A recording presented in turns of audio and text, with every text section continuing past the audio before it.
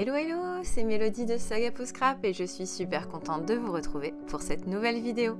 Aujourd'hui, on va faire un mini-album mix média ensemble, donc un mini assez petit destiné surtout à des photos assez petites style Instax ou Polaroid. Pour ça, je vais utiliser des papiers A4 que je vais couper au milieu et que je vais replier en deux. Donc au départ, je coupe, donc au niveau des 21 cm, je coupe à 10,5 mes papiers.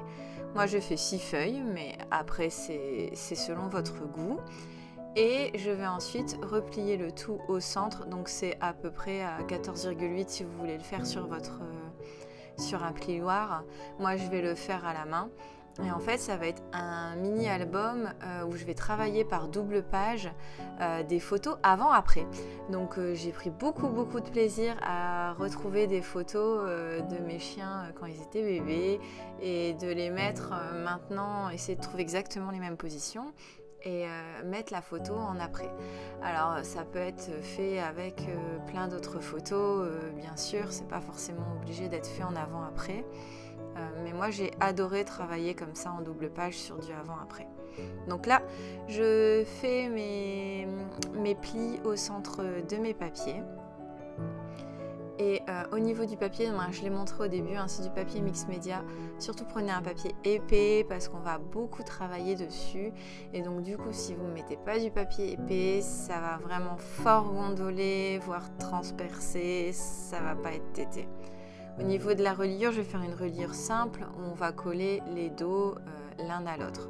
Mais je vais faire vraiment tout ce qui est reliure et couverture à la fin parce que je vais travailler chaque papier de la même manière. Et donc du coup, je vous montre sur deux pages comment je fais. Donc, je commence par mettre la modeling paste sur mes deux doubles pages. Je tiens à préciser aussi, ça a coupé au montage, mais chaque papier a été apprêté avec du gesso. Malheureusement, j'avais fait la vidéo, mais je ne l'ai pas, je ne sais pas ce qui s'est passé, elle a disparu. Bref, j'ai mis du gesso au pinceau tout simplement sur tous les papiers avant de les travailler et j'ai fait sécher. Donc là, je commence par de la modeling paste que je mets avec un pochoir et un couteau de peintre. Je marque bien avec mon plioir le pli où j'enlève la modeling paste dans le pli pour pas que soit ça vienne s'effriter à force d'être plié ou que ça me fasse une surépaisseur et que ça se plie mal. Je sèche au heat gun à chaque fois, mais si vous avez le temps, c'est mieux, vous pouvez laisser sécher à l'air libre. Le heat gun, vous allez pouvoir avoir des petites bulles et tout ça qui se forment si vous restez trop longtemps à un endroit. Bon, moi personnellement, ça me dérange pas, mais si vous êtes du genre maniaque et que c'est le genre de petit truc qui peut vous agacer, laissez sécher à l'air libre et revenez dessus. Vous pouvez très bien travailler vos 6 papiers d'un coup avec tous vos pochoirs. Moi, c'est ce que j'ai fait après pour les papiers que je n'ai pas filmés. Une fois que la modeling paste est sèche, je vais utiliser un tampon de texture. Donc là, c'est un tampon fond de la collection Dans ma campagne, un tampon de texte. Vous pouvez utiliser n'importe quel tampon, utiliser quand même quelque chose qui soit un peu texturé. Et en fait, voilà, je vais venir par endroits, il ne faut pas que ce soit régulier, il ne faut pas que le tampon il soit parfaitement tamponné. Là, c'est pas du tout le but. Je viens juste créer de la texture avec une Versafine noire et mon tampon. Je sèche bien le tout parce que la Versafine résiste à l'eau, mais il faut que ce soit bien sec quand même. Si vous le faites tout de suite sans avoir préalablement séché votre Versafine, ça risque de un petit peu dégouliner. Donc je pchite de l'eau sur mon papier dans l'horizontale du papier. En fait, j'en mets pas partout, j'en mets vraiment dans l'horizontale. Et ensuite, je viens rajouter de l'aquarelle. Donc là, j'ai les aquarelles Prima que je vais utiliser durant tout cet album, mais vous pouvez utiliser n'importe quelle marque d'aquarelle, ça n'a vraiment aucune importance. L'important, c'est que vous utilisiez les couleurs qui vous plaisent. Donc là, je commence par du bleu un peu turquoise et je vais rajouter au fur et à mesure des touches de bleu un peu plus foncé et par moment, je rajoute un peu d'eau pour plus mélanger et qu'il en ait un peu plus d'aquarelle aux endroits où je trouve par exemple que c'est un peu trop blanc.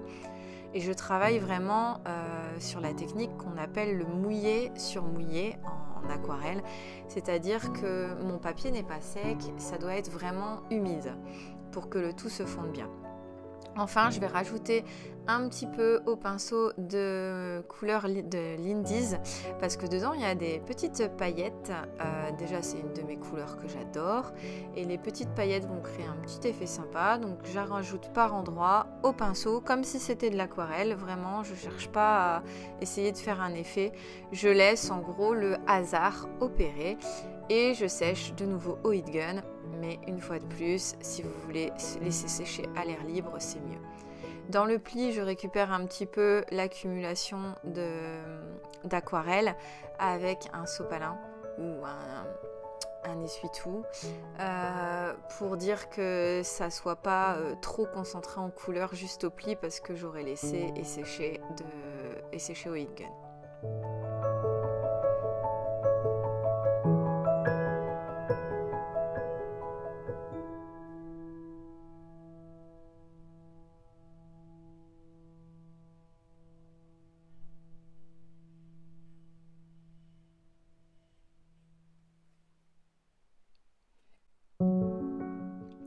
Je vais utiliser des tampons, donc là pour le coup je vais utiliser les tampons du kit de Avril Secrets of the Sea et je vais utiliser l'ampoule et la Mapmonde.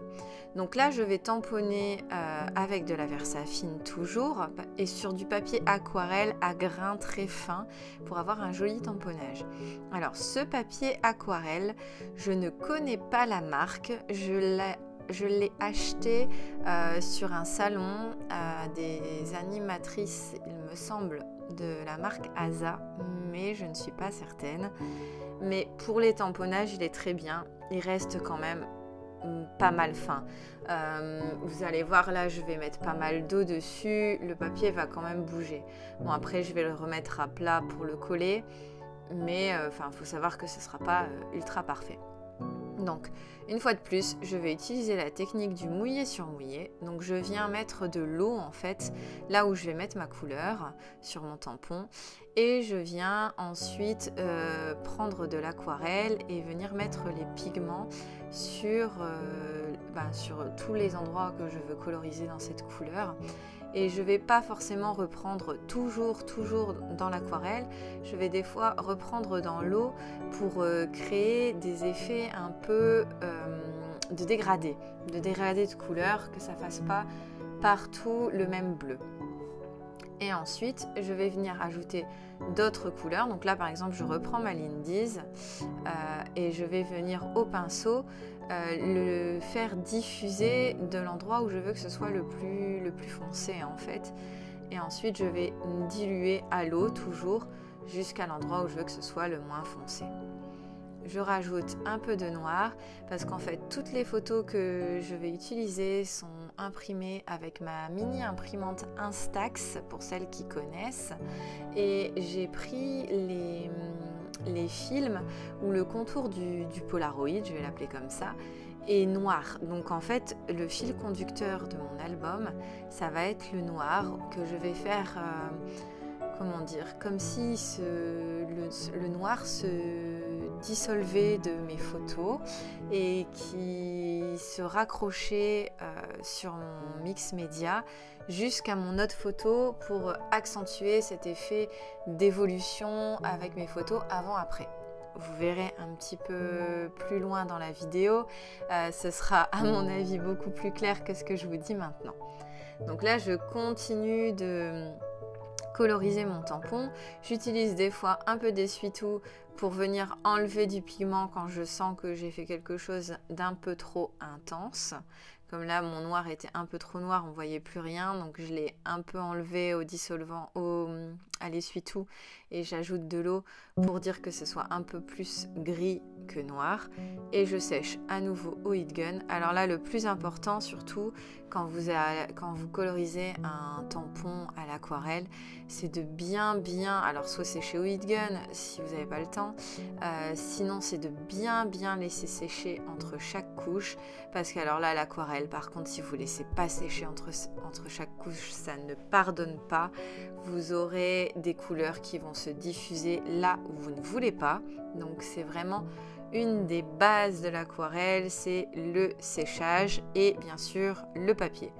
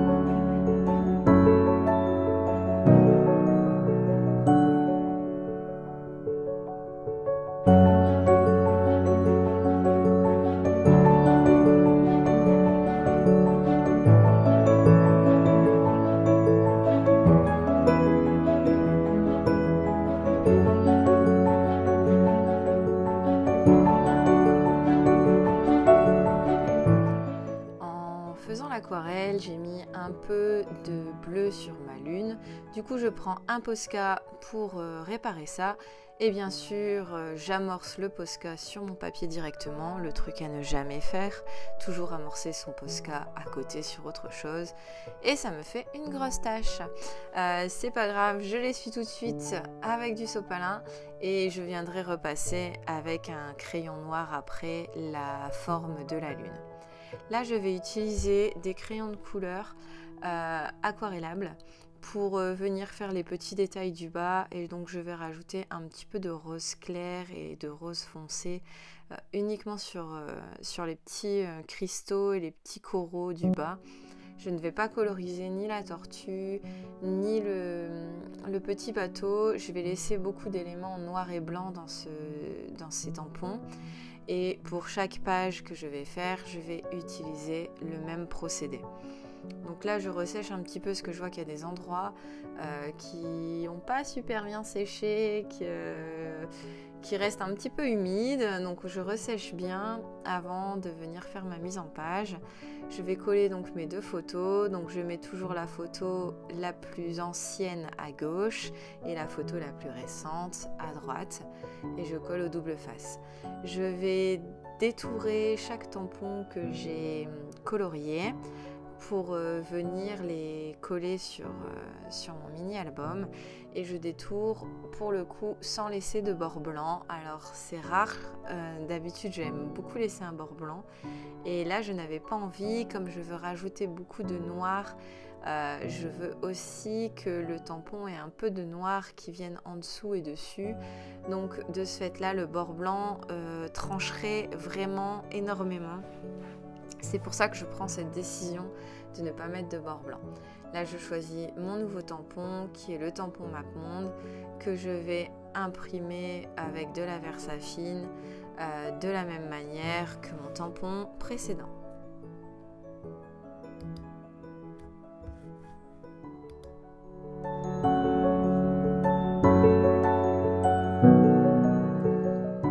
Et du coup, voilà, le deuxième tampon a été colorisé comme par magie. Je viens coller mes photos, je mets vraiment le double face que sur le centre, comme ça je peux venir glisser des éléments au-dessous. Donc là je vais coller mes tampons par contre avec de la tacky glue pour qu'ils restent bien en place. Pareil, je n'en mets pas sur les bords parce que je veux venir pouvoir passer mon pinceau avec le noir en dessous de mes tampons. Donc je ne mets pas du tout vraiment sur les bords du tampon, je ne mets pas du tout de colle pour pas que je sois bloquée au moment où je veux faire mes ombrages. Donc pour les ombrages, je prends de l'aquarelle noire. Donc comme vous voyez, je viens soulever légèrement le tampon pour venir mettre du noir en dessous. Et ensuite, je vais venir diffuser la couleur grâce à l'eau. Et vous allez voir le procédé, je vais repasser assez souvent, je vais rajouter de l'eau, rajouter du pigment, jusqu'à avoir l'effet que je souhaite. Donc là, je vous laisse en vidéo voir un petit peu le processus.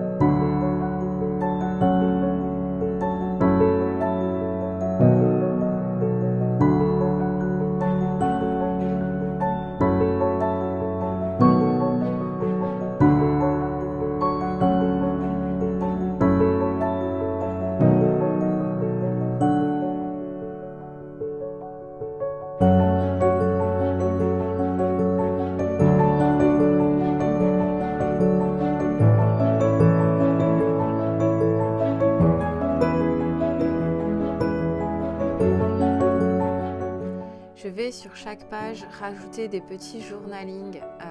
Alors, ne me demandez pas la marque de ces stickers, je n'en ai aucune idée. On me les a envoyés lors d'un échange, donc je ne sais pas du tout de quelle marque ils sont. Je sais qu'ils sont en anglais. J'ai beaucoup de journalings comme ça de proposer dans la boutique, souvent en couleur.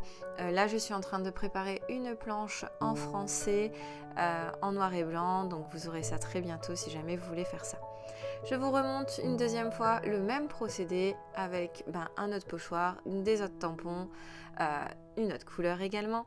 C'est ce que je vais faire sur toutes mes pages, donc là je vous le mets un petit peu plus accéléré et je ne ferai pas les 4 autres pages en vidéo, je pense que c'est pas nécessaire. Vous avez déjà très bien vu comment j'ai fait et je fais toujours la même chose pour ce mini album. Donc je vous laisse en vidéo avec le processus.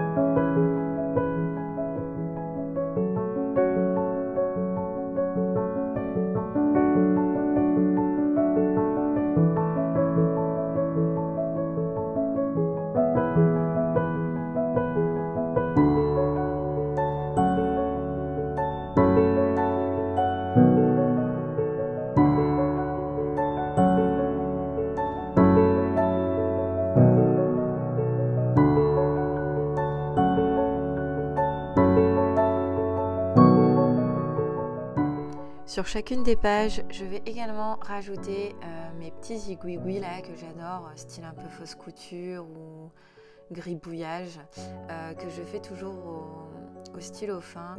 Donc ça, j'en mets un petit peu partout sur chacune des pages pour donner une impression un peu de relief. Je ne sais pas exactement ce que ça procure, mais moi ça finit ma page. J'ai du mal à ne pas en mettre, donc j'en mets très très régulièrement, surtout en mix média. Une fois que toutes mes pages sont faites, donc là au total vous ne les voyez pas toutes, mais il y en a 6, je vais mettre un post-it sur les photos pour protéger mes photos et je vais venir faire des petites taches blanches. Donc je protège bien mes photos, surtout parce que j'ai pas envie qu'il y ait une grosse tache qui arrive en plein milieu d'un de mes sujets. Donc étape très très importante, je fais ça avec un post-it. Vous pouvez faire ça avec des bouts de papier, ce que vous voulez, du masking tape, ça à vous de voir. Mes taches blanches, j'ai l'habitude de les faire avec de l'eau et de la gouache ultra blanche opaque, le Franc-Bourgeois. Que je mélange bien jusqu'à ne plus avoir de grumeaux, donc j'écrase bien le tout. J'ai quelque chose quand même d'assez épais, je mets pas trop d'eau, je mets quand même une bonne noisette, on va dire, de gouache. Pourquoi j'utilise cette gouache? Parce que je l'adore, elle fait vraiment des taches bien blanches et opaques et elle va pas me faire des gros pâtés, elle va faire des petites taches globalement. Il y en a quelques-unes qui vont être un peu plus épaisses, mais ça va toujours être de très jolies taches. Donc pour ça, après, j'utilise un pinceau que j'imbibe de mon mélange et je tapote avec quelque chose d'un peu plus lourd. Là, c'est le manche de mon couteau, mais ça peut très bien être les ciseaux. Une fois que ça c'est fait, je vais m'attaquer à la couverture. Donc je prends 2 morceaux de cartonnette de 14,8 cm sur 10,5 et je prends également 2 papiers à nouveau de mix média de la même taille. Je vais d'abord, avant de faire la couverture, relier tout mon album ensemble et donc pour ça, je vais coller le dos des pages au dos de la prochaine double page. Donc là, on voit très bien en vidéo comment je fais. Alors, faites bien attention, je vérifie à chaque fois 2 fois avant de coller que tout est dans le bon sens et que je ne me suis pas trompée. Parce que ça, c'est le genre de choses que je suis capable de faire à chaque fois. C'est le genre de petites bêtises qui me ressemblent tellement parce que je suis une scrap bourrine, comme j'appelle ça. Je fonce tête baissée à chaque fois quand je scrape. Donc pour éviter ça, n'oubliez pas de regarder. Vaut mieux regarder même 2 fois qu'une seule. C'est toujours mieux.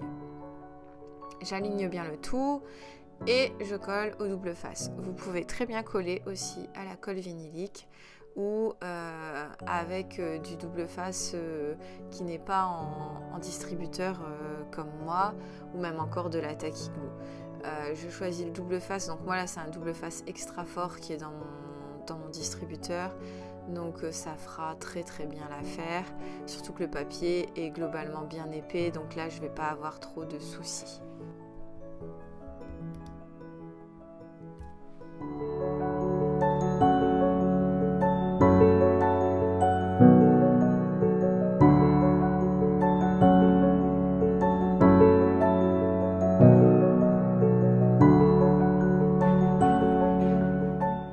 Voilà, mes pages sont reliées, je passe à la couverture. Donc je vais venir coller mon morceau de cartonnette sur l'avant et sur l'arrière de mon album. Donc en fait, dès qu'on ouvre l'album, ça commence par une double page. Je ne fais pas de page de garde ou une couverture blanche à l'intérieur dès qu'on ouvre. Non, là ça va commencer direct comme vous pouvez le voir juste ici. Et je fais pareil derrière, je colle donc à nouveau au double face mon autre cartonnette sur l'autre côté. Et ensuite, je vais venir coller un bout de papier mix média de la même taille blanc sur ces 2 cartonnettes. Donc j'utilise exactement le même papier que j'ai utilisé pour l'intérieur de l'album, donc un papier mix média épais, vous le voyez en début de vidéo et je vous mettrai si vous voulez les références en description de cette vidéo. Donc là, je vais d'abord, avant de coller mon papier blanc, faire ma déco du devant. Donc je vais utiliser la découpe Beautiful en carton bois que j'adore. Je vais la coller sur mon papier qui va venir à l'avant. Donc je le centre pas tout à fait parce qu'en fait il va y avoir une partie de ma reliure qui va venir sur le côté. Donc je le centre mais sans vraiment le centrer. Je le décale légèrement vers la droite. Et je vais venir avec de l'aquarelle mettre à l'intérieur des lettres plusieurs couleurs et aussi à l'intérieur des feuillages. En revanche, je vais laisser mes fleurs blanches telles quelles. Je vous laisse regarder en vidéo comment je procède.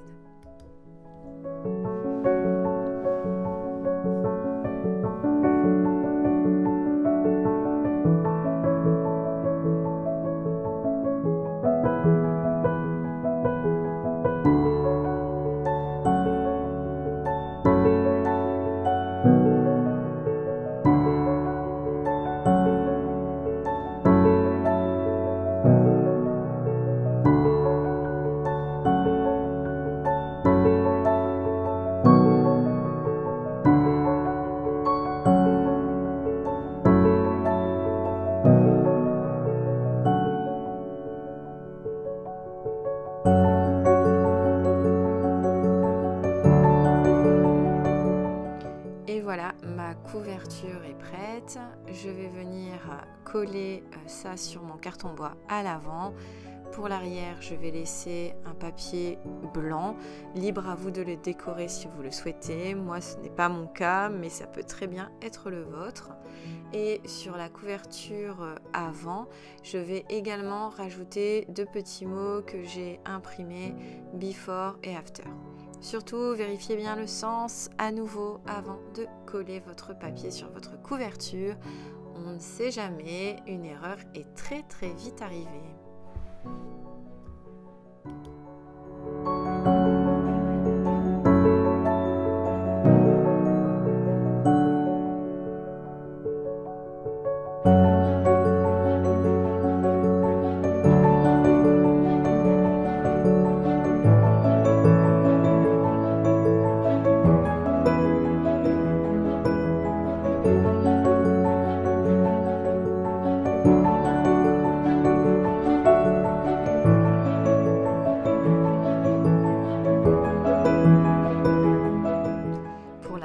De mon album, je vais utiliser ce qui s'appelle du tissu liège.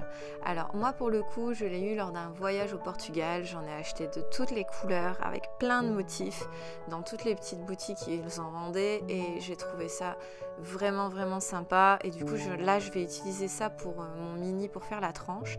Mais sachez qu'on en trouve un peu partout, à Mondial Tissu, dans les petites merceries, etc. C'est très courant de trouver ce fameux tissu liège. Vous n'aurez peut-être pas autant de choix qu'au Portugal, mais vous avez quand même pas mal de motifs, pas mal de choix. Donc pour ma tranche, je calcule qu'elle doit faire 7,5 cm sur 10,5 qui est la hauteur de mon album. Et donc je fais un rectangle de 7,5 sur 10,5 au stylo sur l'arrière de mon tissu et je vais venir ensuite couper le tout avec des ciseaux. Alors utilisez bien une équerre pour avoir quelque chose de bien droit, sinon ça risque de se voir assez rapidement. Donc là je vous renote à nouveau les dimensions au cas où.